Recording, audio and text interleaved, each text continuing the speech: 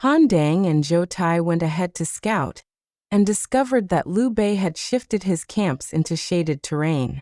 They hurried back to report to Lu Sun. Hearing this, Lu Sun was pleased and personally went to observe the situation. From a distance, he saw a small camp on flat ground with fewer than 10,000 troops, most of them old or weak.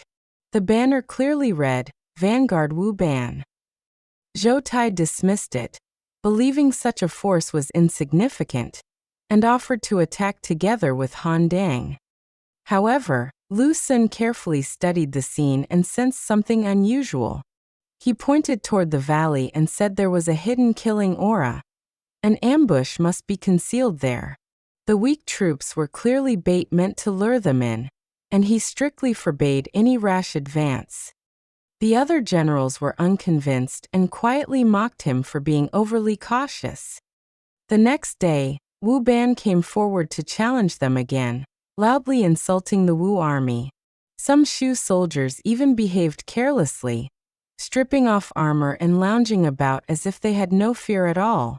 This further enraged the Wu generals, who demanded to attack immediately. Lu Sun only smiled and told them they still did not understand. It was all part of a trap. He insisted they wait 3 more days. 3 days later, Wu Ban withdrew. Soon after, Liu Bei himself led his main army out from the valley, fully armed and organized. At that moment, the Wu officers finally realized the truth. Lu Sun explained that he had waited for the enemy to reveal their full strength, and now that their formation was exposed, defeat was inevitable. He calmly predicted that within 10 days, the Shu army would collapse. Only then did the generals truly begin to respect his judgment. Having settled on his strategy, Lu Sun sent a message to Sun Quan, confidently predicting victory. Sun Quan was overjoyed and praised him as a rare talent, especially since many had previously doubted him. Meanwhile, Liu Bei continued pressing forward aggressively along the Yangtze, establishing camps along both banks and stretching deep into Wu territory. The camps extended for hundreds of li, forming a long chain of fortified positions. Huang Quan strongly advised against this, warning that advancing along the river might be easy, but retreating after a defeat would be extremely difficult. He suggested taking the vanguard himself while Liu Bei remained in the rear. Liu Bei ignored the advice, believing that Wu was already weakened, and that this was the perfect chance to press forward without hesitation.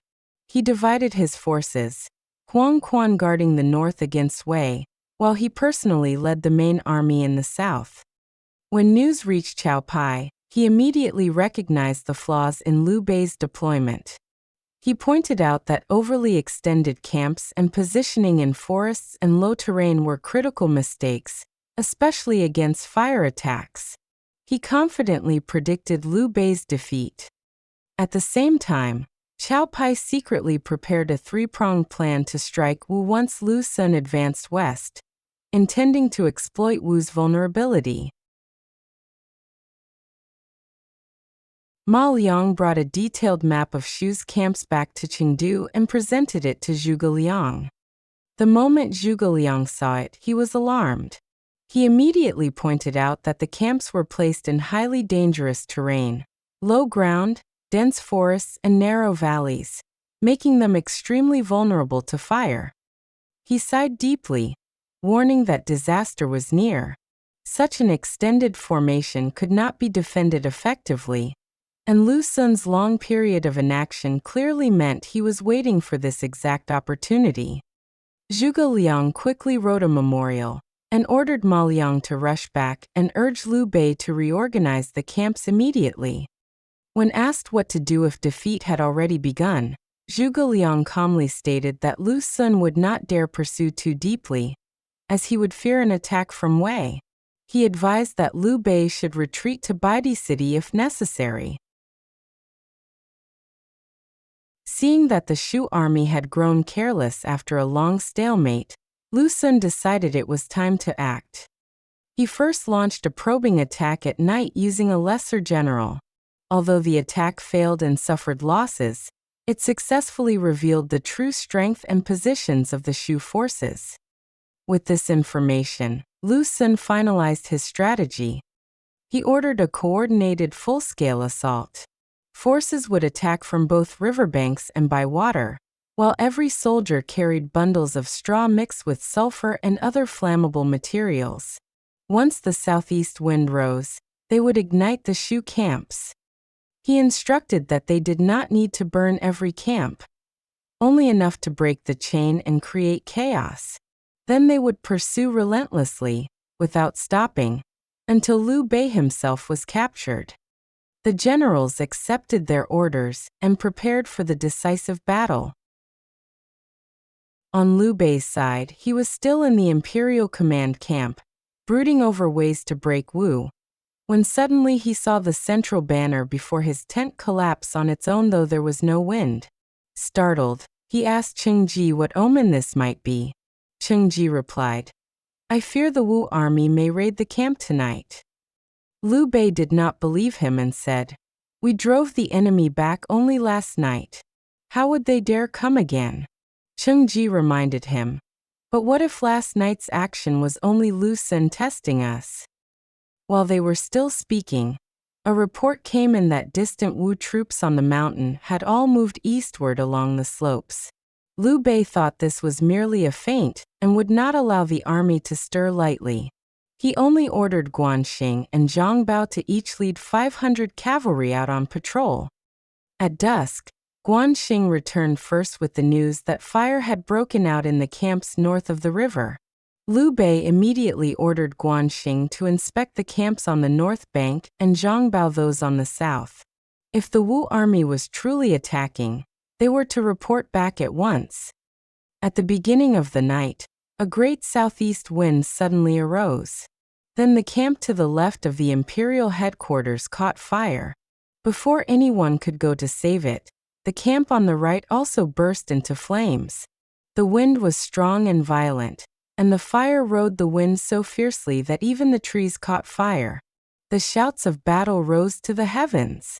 Soldiers from the camps on both sides rushed out desperately to save themselves, while the Shu troops in the imperial camp trampled over one another in panic, suffering enormous casualties. Behind them, great masses of Wu troops came pressing in, and no one could tell how many there were. Liu Bei hurriedly mounted his horse and rode toward Fengshi's camp, only to find that Fengshi's position too was engulfed in towering flames.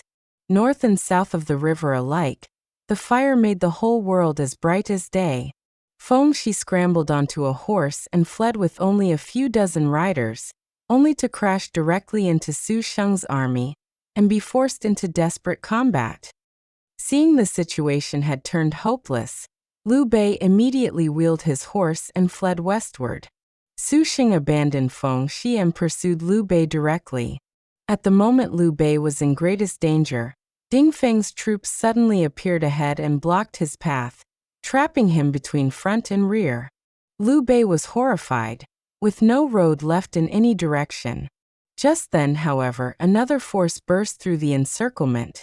It was Zhang Bao, who came charging in, rescued Liu Bei, and fought his way outward with the imperial guards.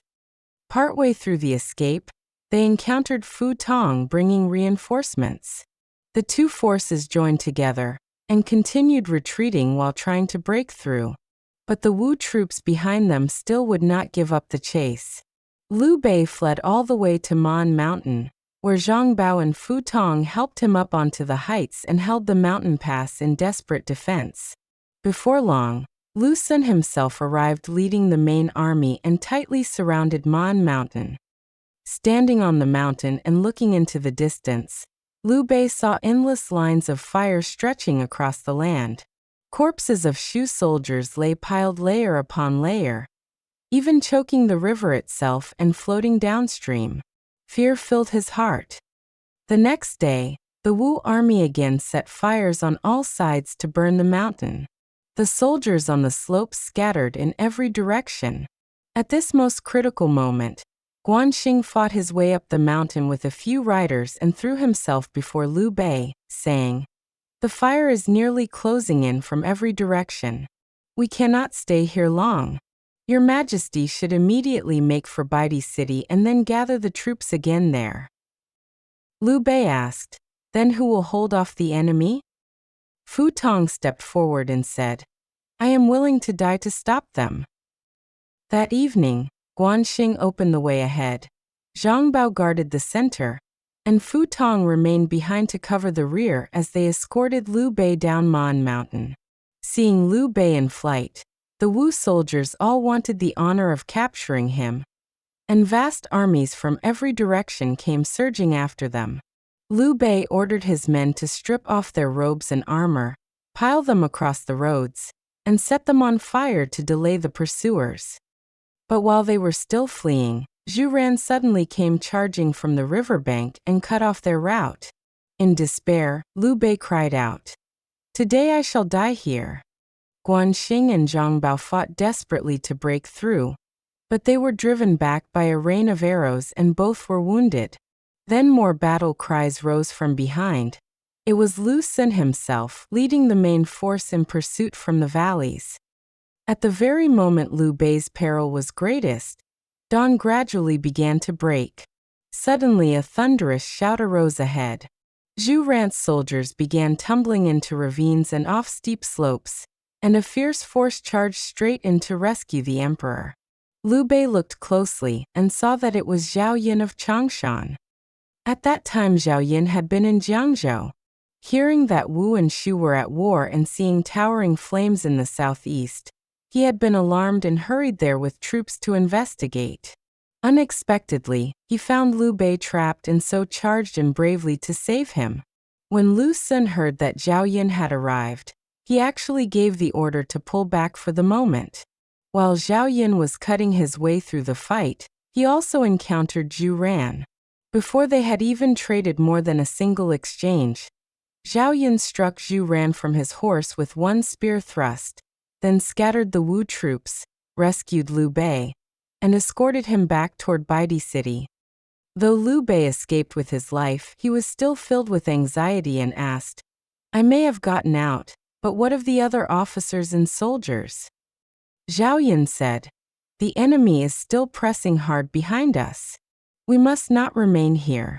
Please enter Baidi City first and rest. I will go back and bring in the other generals." In the end, only a little more than 100 men remained with Liu Bei as he fled in miserable condition into Baidi City. After the defeat, many Shu officers chose death over surrender. Fu Tong fought to the end and was killed in battle. Cheng Ji refused to flee and took his own life. Others were killed in chaotic clashes, while countless soldiers surrendered. Supplies, weapons, and equipment were almost entirely lost. The scale of the defeat was devastating. Lady Sun, upon hearing the false news that Liu Bei had died, was overwhelmed with grief and drowned herself in the river. Meanwhile, Lu Xun continued his pursuit westward. However, near Yufupu, he encountered Zhuge Liang's 8-trigram formation, a mysterious arrangement of stones. After entering the formation, he suddenly found himself trapped in a terrifying illusion of violent winds, shifting terrain, and overwhelming chaos. Only then did he realize he had fallen into a trap. He was eventually guided out by Huang Qingyan, Zhuge Liang's father-in-law, who explained the power and design of the formation. Realizing Zhuge Liang's foresight, and anticipating that Wei might attack from behind, Lu Xun made a decisive choice. He immediately ordered a full retreat. Soon after, news arrived that Wei had launched attacks from 3 directions, exactly as he had predicted. Summary. This chapter highlights Lu Xun's patience and strategic timing. He deliberately held back, allowing Liu Bei to overextend his forces and expose critical weaknesses before launching a devastating fire attack that destroyed the Shu army. Liu Bei's defeat was the result of emotional decision-making and ignoring sound advice. His overly stretched formation and poor terrain choices made his army extremely vulnerable, leading to total collapse. What truly defines Lu Xun, however, is not just his victory, but his restraint. Even after winning decisively, he remained clear-headed, recognizing the larger strategic situation and withdrawing before falling into danger. Overall, this chapter presents three key themes: Liu Bei's fatal misjudgment, Lu Xun's rise as a master strategist, and the severe blow dealt to Shu after the Battle of Yiling.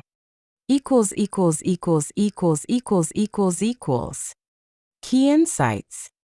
1. The 700 Li camps are exaggerated in the novel. Historical records do describe extended deployment, but not to such dramatic scale. 2. Zhao Yun's heroic rescue and killing of Zhu Ran is fictional. Zhu Ran actually lived many years after this battle. 3. Lady Sun's suicide is not recorded in official history and is likely a literary addition.